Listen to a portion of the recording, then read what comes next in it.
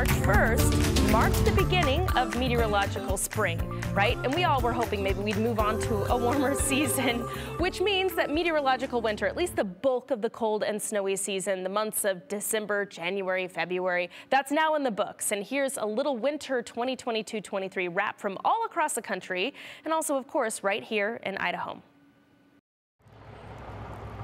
Inevitably, winter is always a wild ride somewhere in the country, and where on the map winter weather is wreaking havoc can change from day to day.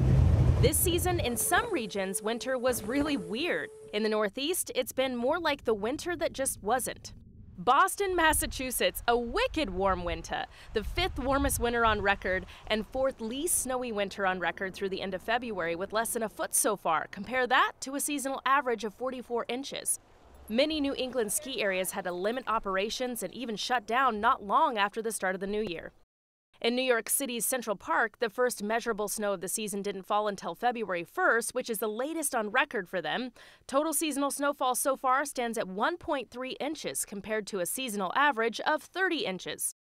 Pittsburgh, Pennsylvania saw more 70-degree days in February than tenths of inches of snow. So February 2023 now goes down as the least snowy on record there, with less than a quarter of an inch throughout the entire month. Washington, D.C. logged its warmest winter on record with less than a half an inch of snow for all of winter so far.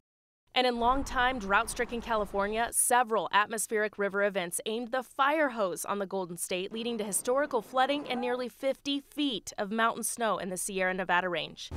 Just this past weekend, snow accumulated in otherwise sunny Southern California, and there's more wild weather for the West Coast expected this week. Back here at home, you might be surprised to learn that meteorological winter has really been business as usual. There were some ups and downs and everything in between, but it all averaged out pretty close to normal.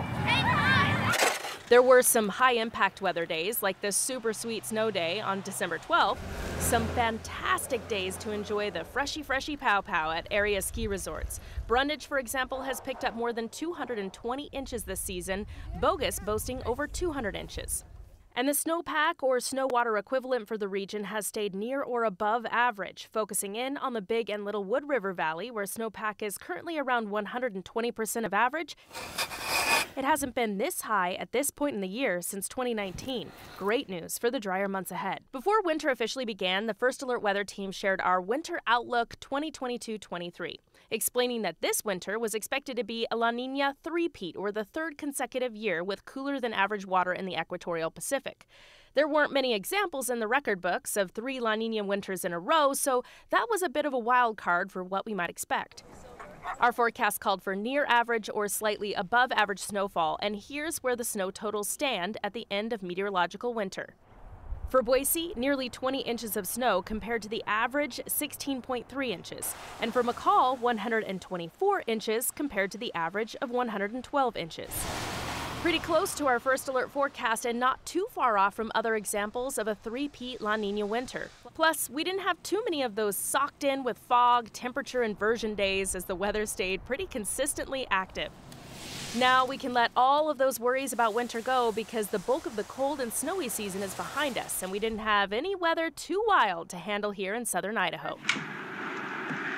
Nothing like this. Mr. Edwards, you came!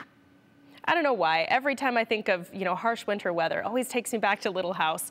However, it appears that even though meteorological winter is over with February behind us, it is behind us, even though it still feels like maybe February, March. Winter weather, it wants to stick around into spring. We know that. Colder than average temperatures are favored to continue through the month of March, and I hate to say it, looking at the long-range forecast, that may even continue into April, possibly even May. It's likely that it's not time to put away the snow shovel just yet. We just used it today, and we'll probably need it later this week. Maybe you remember that we saw snow all the way into May last year, but one thing we know for sure, Doug, as always, we'll be ready for it all, and the KTVB First Alert Weather Team will work hard to always be your first alert for the high-impact weather days ahead. And I do have a First Alert Weather Day in the 7-day forecast coming up this week, and we'll get those details in just a little bit. It is good to see all that snowpack, though. Yes, it is. We need the water. That's the good news. Yes, we do. Great job on the story, Bree. Thank you.